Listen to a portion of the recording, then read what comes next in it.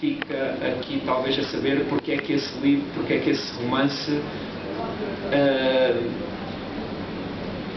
se passa numa carpintaria. Já agora o meu primeiro romance, que se chama Nenhum Olhar, também tem uma personagem importante que é carpinteiro. Pronto, porque é que há esse cheiro de serradura? E este texto chama-se, é logo aqui do início. Lá está, eu digo isso para perceberem também como é que é a cartografia do livro. Esse texto chama-se A Mão que Me Fez. Uma tanganhada. Muitas vezes vi o meu pai estender a mão direita para crianças, até para mim, quando era pequeno, e dizer: dá cá uma tanganhada. Havia um compasso em que as crianças se surpreendiam em silêncio, ficavam a olhar e depois, devagar, estendiam-lhe também a mão. Eu tinha... Espero que tenham percebido o que é uma tanganhada. Não perceberam? Eu tinha 3 ou 4 anos quando, em horas paradas da tarde, uma mulher aflita atravessou as ruas da vila e o nosso quintal para dar a notícia de que o meu pai tinha tido um acidente. Uma máquina tinha-lhe arrancado a mão direita. A minha mãe não conseguia respirar.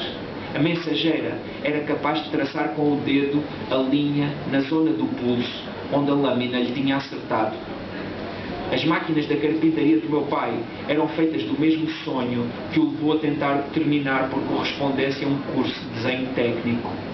Essa força fazia parte da sua natureza e, quando se mostrava, era como um balão. Levantava um voo ligeiro, tranquilo, como se planasse sobre os campos. Eram imensas as paisagens que víamos através dos olhos do meu pai a sonhar. Isto está um bocado difícil hoje. Hoje estou muito sentimental. Eram sem fim os horizontes que a sua vontade erguia. À hora de jantar, a minha mãe receava a realidade e tentava abrandar-lhe o otimismo, mas nunca conseguia completamente.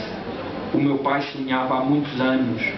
Como prova, havia o livro que guardava desde rapaz, em que se ensinava a fazer sabão, e havia a história muito repetida da invenção que idealizara com o irmão mais velho: fazer gasolina a partir de cascas de laranja. No pátio da carpintaria do meu pai havia o barulho das máquinas, havia a serra alta que atravessava troncos presos a um pequeno vagão que deslizava sobre carris. Havia motosserras com correntes de lâminas que, em certas ocasiões, se rebentavam e saltavam desgovernadas. No interior da carpintaria havia mais máquinas. A rotação das suas lâminas hipnotizava. Eram máquinas que, ao atravessarem ripas, gritavam sons nasais, lançavam jorros de maravilhas e um nevoeiro de serradura que enchia toda a carpintaria, que se respirava. Foi numa dessas máquinas que o meu pai teve o acidente. Nessa tarde, a minha mãe esteve mais de 2 horas submersa em angústia, a imaginar imagens de sangue, até ligarem do hospital para o telefone da vizinha e se saber que não tinha sido assim. O meu pai tinha tido um acidente com uma máquina, tinha sido grave, mas não tinha perdido a mão e havia esperança de que pudesse voltar a usá-la. Afinal, a lâmina não lhe tinha cortado o pulso, mas sim a palma da mão e a cabeça de alguns dedos. Depois de tirar as ligaduras, a mão foi cicatrizando. Havia um aparelho feito de alumínio e molas, com partes em cabedal para prender o antebraço e os dedos. Esse aparelho servia para recuperar um pouco da forma da mão.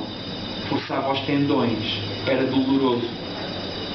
Anos depois, quando eu o encontrava abandonado dentro de algum armário, brincava com ele. Parecia a mão de um robô. O meu pai e os homens que trabalhavam com ele na carpintaria aleijavam as mãos a cada passo. Nenhum se queixava demasiado quando entalava os dedos entre chapas de madeira ou quando lhes acertava com uma martelada e ficava com as unhas negras, sangue pisado. Era incontável o número de lascas de madeira que se espetavam nas suas mãos, ou a quantidade de vezes que os formões ou os serrotes deslizavam e lhes faziam cortes até ao osso. Se não bastasse soprar ou enrolar a mão num lenço de assoar, havia um armário branco, coberto de pó, entre calendários de mulheres nuas, 1979, 1985, 1982, onde havia álcool e, às vezes, algodão. Numa ocasião em que estavam a descarregar pinheiros no pátio, houve um tronco que esmagou a mão de um homem. A aliança de casado cortou-lhe o dedo. Foi o meu pai que o recolheu num frasco e que conduziu o homem até ao hospital. Contava sempre essa história como justificação para não usar a aliança. O meu pai conseguia segurar em tudo, fazer tudo, mas o corte enrolou-lhe a mão direita, encaracolou-lhe os dedos e nunca conseguia abri-la completamente. As unhas cresciam à volta da cabeça dos dedos mindinho, anular e médio, que eram menores do que o seu tamanho natural. Era essa mão, de pele grossa e áspera, que o meu pai usava para fazer ações melindrosas, pentear as sobrancelhas, contar moedas.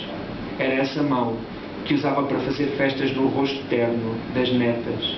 Era essa mesma mão que me dava quando íamos à cidade, passeávamos juntos e acreditávamos que o tempo não tinha fim.